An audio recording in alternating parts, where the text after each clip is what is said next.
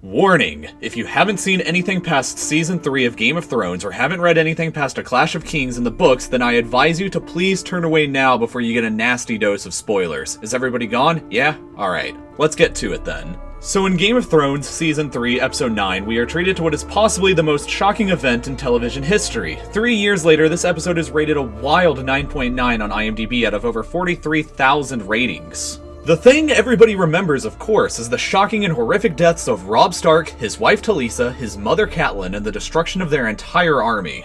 But the most shocking part of this to the viewers is that it happened at a wedding where they all assumed that they would be safe. What we instantly remember about our favorite fiction, however, we have forgotten about our own history. The events that actually inspired George R.R. Martin to write The Red Wedding happened in real history twice, and they were both in Scotland. The first of these inspirational events happened in the year 1440 in Edinburgh. The Black Douglas clan was growing very powerful and influential in the medieval kingdom of Scotland. In 1437, the King of Scotland, James I, was murdered and his 6-year-old son, unoriginally named James II, became the king next. Archibald Douglas became the regent of the kingdom should anything have happened to the young boy king, but his appointment to such a high office left other high lords feeling very jealous, specifically Lord William Crichton and Alexander Livingston.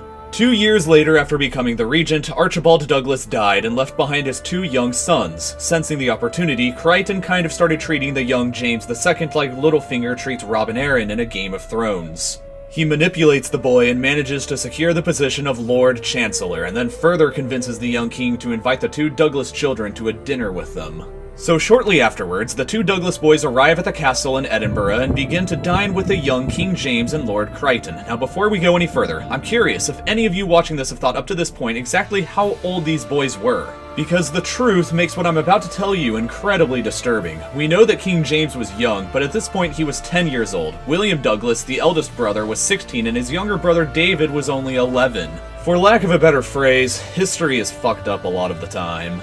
So, these children and a few lords are all just having the time of their lives eating together when suddenly and ominously, a man comes to the table with the head of a black bull on a plate. The head of the bull is placed down in front of the 2 Douglas boys as a sign of their imminent deaths, and they are both quickly grabbed and dragged outside into the courtyard where they're given mock trials. Sentenced to die very quickly, the older brother William pleaded that his younger brother should be beheaded first so that he wouldn't have to witness his death. They agreed, and both boys were promptly beheaded one after the other. Similar to the Red Wedding, this was an instance of guests being murdered in their host's home. Considered a horrible crime in both fiction and non-fiction, the next event is probably even more grim, but it was the opposite event, where it was the guests that did the murdering on their hosts. This next event takes place a few hundred years and a few Jameses later, but still remains in Scotland. Starting in 1688, we fast forward from James II all the way up to James VII, but confusingly he was also the King of England and Ireland and was known as James II in those kingdoms because they had only had one James before.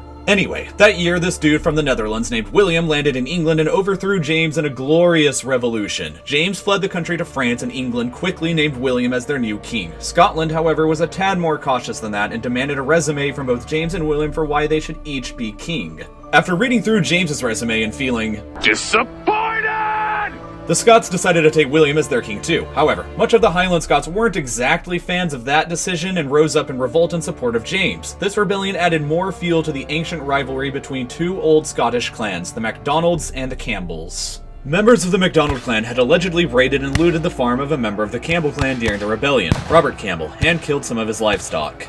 After suffering disastrous military defeats, the Highlanders surrendered and yielded. In August, William offered all the clans a pardon for their part in the rebellion so long as they renounced their oaths to James and took a new oath of loyalty to William himself before the end of the year. As in Game of Thrones, oaths were taken extremely importantly by the Highlanders. Conflicted with the dilemma of honor, the MacDonald clan and others sent letters to James requesting permission to end their oaths to him and to make new ones to William.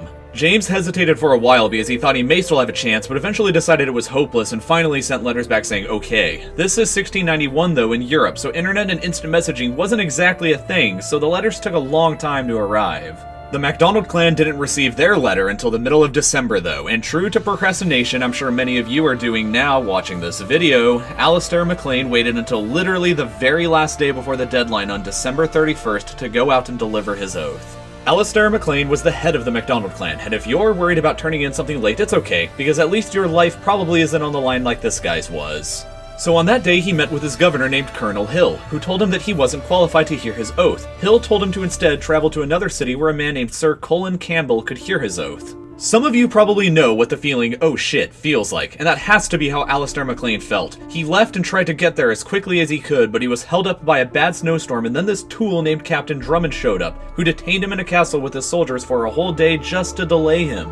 After being let go from him, Alistair finally made it to the town, but he was 3 days late past his deadline. And then he had to wait another 3 days for Colin Campbell to make it back from his holiday. Finally, 6 days past the deadline, Colin reluctantly accepted the oath from Alistair. Things only got worse for him though when news of his late oath arrived in London. John Campbell and Archibald Campbell had a conversation with the Scottish Secretary of State named John Dalrymple. This guy disliked the Highlander Scots to begin with and thought the clan system was backward, so he wasn't hard to convince. Dalrymple managed to convince King William to sign an order to wipe out the MacDonald family in their hometown of Glencoe. Later in the winter of 1692, Robert Campbell, the guy whose farm was raided a few years ago, not suspiciously at all, shows up at the MacDonald family home with 120 other men.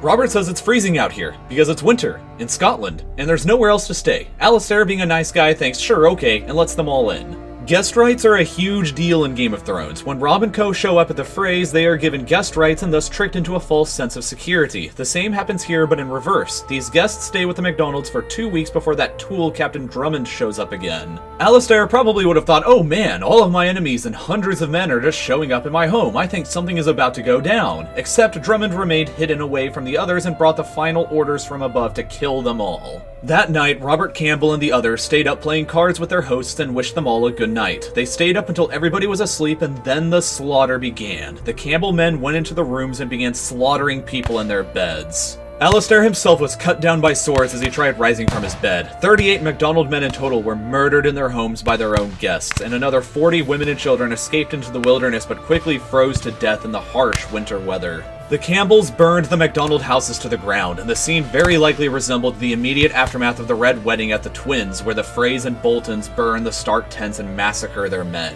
If Game of Thrones truly goes the way of history, it's likely that justice will never be served or at least be bittersweet. Murder under trust was considered the most heinous crime in Scotland, just like it is in Westeros. We hear Bran at one point say, "He killed a guest beneath his roof. That's something the gods can't forgive." But killing a host under their roof is considered just as bad. However, since the king himself had signed the order, it was all kind of just hushed up and the blame was shifted elsewhere. John Campbell was imprisoned for a few days, but that was all. Perhaps the worst and most hilarious consequence for the Campbell clan is that a hotel and pub in Glencoe called the Clocaig Inn to this day has a sign above their door that says, "No Campbells." So thank you for watching. If you'd like to watch more Game of Thrones related history videos, there's 2 more linked below and there will definitely be more to come. Don't forget to subscribe if you'd like to stay tuned in, and check me out on Facebook and Twitter. Cheers everyone.